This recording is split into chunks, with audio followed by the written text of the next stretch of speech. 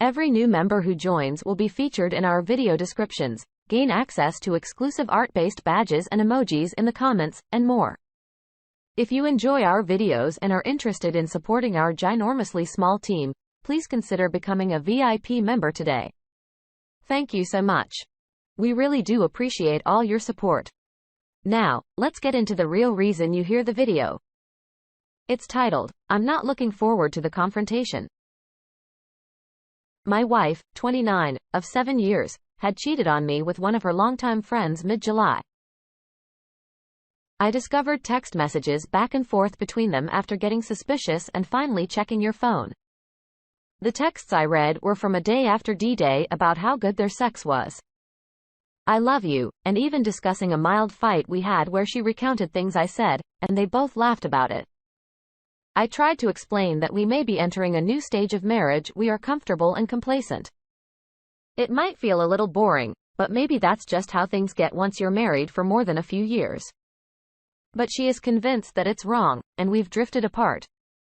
Despite spending our days together, full of good conversation, good sex, etc. She doesn't know that I know. I've talked to a lawyer and have divorce papers in the works. Note, this is the second time she did this. The first time she cheated when we were dating, we had a 6-month split, worked things out, got back together and later married. On the rare occasions we talk about her past infidelity, I've told her if she ever does it again, we're done. We've been fine for 6 years with no problems. About a year ago, she began getting a little colder and wouldn't accept my affection. Things like, she didn't hold me back at all. I guess this distance culminated in her affair. Fast order today. I have known for 3 weeks and have been waiting for paperwork before confronting her. At first, she was clearly not interested in me, but this week, she seems to be feeling more guilty about her actions and a little more interested in me. She has been trying to do what she can to make up for her actions in her own way, all without us ever talking about it, like washing dishes, cleaning, cooking, all while refusing any help. It's like she is punishing herself. In my mind, she has completely betrayed me and I can no longer trust her. She has caused me such pain and cannot possibly love me if she is able to do all that. Financially, we've been okay, but struggled a bit because she doesn't want to work. She has finally been working for a year, but it's a minimum wage, part-time job, and barely covers her bills. I feel like I have to pull all the weight and she is not really my equal. At the same time, I still care about her, value the life we built, and will worry about what will happen to her. I think she could easily fall into a deep depression. There's a really only one way forward, and that is divorce. But I am worried about how she will take it, and it will be hard to resist taking her back. I almost wish she would happily leave with her new person.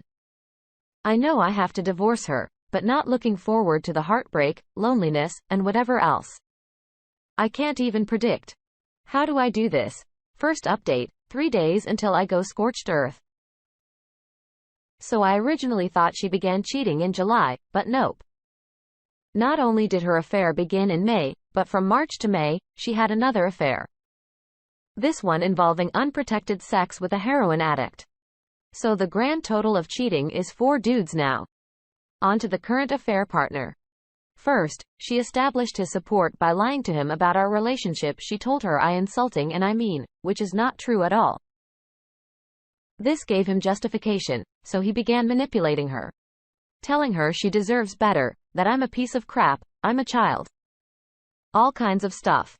He actually fancied himself a relationship coach. He would listen to her complaints about me and tell her how I would respond or the reason I did that. Let me get this straight. The person she is cheating with, telling her how to handle relationships, what the F?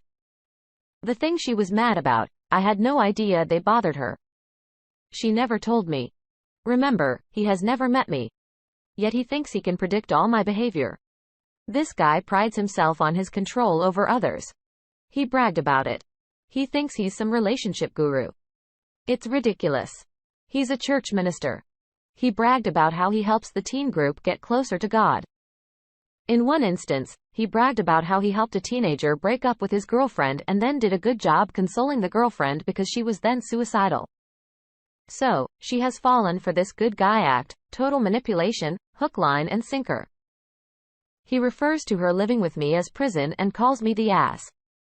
While I am the one who hugs her, who pays her bills, who happily greets her when she gets home from work, who values her above all others. I do have to come clean. I value self-improvement very much, and believe people should always be striving to improve, but she has not improved at all over the last 10 years. She is overweight, dropped out of college, working a minimum wage part-time job. Years ago, I tried to get her to improve, asked her to go to the gym with me, do a sport, anything. But she refused. She was unemployed for 4 years while I paid her student loan and alarmingly high credit debt. I asked her to find a job every week. She never did. I asked her to go to school. I'd pay. She can study anything she wants. She never went. After a few years of requesting her to work on herself, I slowly got frustrated to where I began criticizing her for lack of effort. Sometimes I was so frustrated with it. I was mean about it. This was very wrong of me. I stopped all my criticizing a few years ago before her affairs began. She truly loved me even when I was still meanly criticizing. Yet now that I'm not, she didn't love me. My criticizing didn't come from a place of hate. I believe that a marriage is partnership that should be equal, that she should be my equal. I wanted to help her gain equality in our relationship, but she didn't want it. I think we were supposed to be able to lean on each other for support, yet she leaned on me only. Now that I'm in school and need some support, she has completely fallen apart, which manifests in affairs and resentment, all without addressing her issues with me. She has a problem with me. She brings it to the affair partner, and he tells her what I probably will say. She told her mom about her affair and tried to say how bad I was to her. But she didn't believe my wife. My wife got angry that her mom wasn't on her side. Complained about it to the affair partner, who quickly took her side and rationalized her mom's stance. My wife is looking for someone to agree with her to justify the awful thing she's done to me. She feels shame and hides it by convincing herself how terrible of a person I am. She has very little emotional intelligence and barely pays attention to me. Can't read me at all, and yet she has an open book. To me, her mental image of me is not at all who I really am. She is stuck on the person I used to be, but I've changed a lot over the last few years, but she never noticed. She won't leave me because she knows she has a super cush with me. She told a fair partner if she leaves me, she has nothing. I'm a busy student, I don't have tons of time to give her attention like I used to. I think this is what triggered the cheating. If anything else challenges her as a priority for me, she goes wildly unstable. So here we are today. I've read all of her crap. She still has no idea I'm aware of her despicable ways. I have divorce papers coming Wednesday. And counting the minutes until I can blow up her world. I was going to try to do things nicely, but now after reading it all, I want to go scorched earth. I want her to really understand the depth of her horrible behavior. I posted last week I was not looking forward to it, but now I am. I can't wait to read her texts with a fair partner back to her and show her just how screwed up it is. I can't wait to point out all the obvious manipulation a fair partner has done with her. I'm looking for support for my situation and possible solutions to a dilemma. We have a dog that she is obsessed with like a child, and will fight to the nail for, but neither of us has money to fight over it in court. So how can I keep my dog without incurring $30,000 in court and lawyer fees? Yeah, she is crazy enough to do that over the dog. I'm thinking I can somehow serve her papers and leave with my stuff and the dog same day before she gets the papers. Problem there is that I live at school, which I need to be back for in September. There is a lot more to this, but the texting with the affair partner is like literally 100 pages. So this is very condensed. Now on to update 2 in the home stretch. I guess I got a lot ahead of myself with that 3-day countdown. The papers took a lot longer than I was told. Well, now I have them and all the pieces are starting to fall into place. I'm planning to have her served a week from today, but as we all know, things may not play out exactly as planned. My soon-to-be ex-wife still has no idea that I discovered her cheating over a month ago and have been planning for our separation. I have been living with her and acting like nothing is wrong for this whole time. And she is completely oblivious. It has actually been difficult to not catch her. I've seen her texting him and would have caught her 15 times over at this point.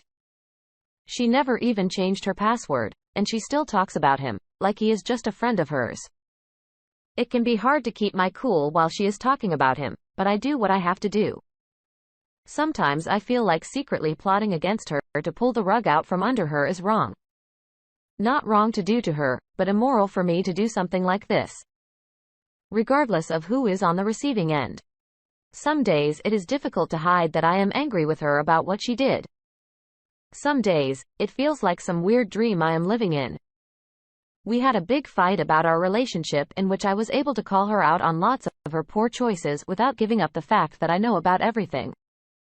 I told her she didn't love me and that I haven't been important to her for a long time. That was a week ago, and I have been using that big fight as a cover. So now if I'm angry or cold, she thinks it is because of that big fight we had. I was the only thing holding our relationship together. And now that I know about her infidelity, I have no reason to put in any effort. As a result, our relationship has drastically fallen apart. I explained all this to her, and it seems she realized it was true. Since the fight, she seems to have chosen me over the affair partner. This is obviously not how it should be. She chose me when we got married. So there should not even have been a choice to be made here. She has been putting more effort into showing me attention and communicating. She wants to make things work, but from my perspective, way too little, way too late. There is nothing she can do to change the situation she put us in. She made her bed, now she has to lie in it. This infidelity began because her position as the absolute center of my life was challenged. Her large amount of attention from me from which she derives happiness was challenged. So she sought the attention elsewhere rather than communicating with me. What I find truly hilarious is that the men she has chosen to have affairs with don't treat her as number one either. One guy regularly ignored her for weeks. The other guy has an ex-wife and child that he even told her would always be his priority. He's even been seen around town with other girls. Remember that this guy is a youth pastor also. So she is not even number two to this guy, even though they tell each other how special the relationship is. He even told her he plans on moving to co-parent his kid with his ex, but none of that matters to her. How is she okay with that? But can't handle me focusing on school? So here's the update as of today. As a response to our big fight, she decided she will be staying with her parents for a few weeks to clear her head. This makes things way easier for me. I don't have to worry about her refusing to leave or attacking me or any other crazy things she may do. She already has plans to come back. Little does she know, I have arranged for her to get divorce papers served the day after she gets to her parents. So I have a week to go, and it can't be over soon enough. As much as I want it to be over, it means this is also the last week I will ever see my dog. It really sucks. We are super attached, but I have no hope of keeping him. There are some special circumstances that I don't want to explain, but it's basically impossible for me to keep him. I'm going to miss him a lot. Time for another update. Blindsided her with papers. It has been a long month. I wanted to call her out so badly. It was on the tip of my tongue, but I never did because it would make things difficult for me. So I hit the gym, lawyered up, got papers drafted, collected over 450 pages of explicit messaging, set up a new debit account ready to transfer funds, and convinced her to take some time. At her parents' house. Everything, and I mean, everything went to plan. I even predicted the exact reaction her and family would have. I froze her credit card with my name and transferred half of our money to the new debit account as soon as I heard the papers were delivered. She left yesterday with her mom. I just gave her a hug and said, "Take care of yourself." She said, "Okay." This morning, a process server arrived at her parents' home and delivered the papers. She had no idea I knew what she was doing. Her parents claimed they had no idea about anything. She got completely blindsided and was apparently hysterical. I say hysterical because, get this. I still haven't talked to her yet. Her mom called me, and I had to explain the situation to her. Just higher level details, though. Even in a situation like this, her mom is trying to solve the problems for her. It's absolutely ridiculous.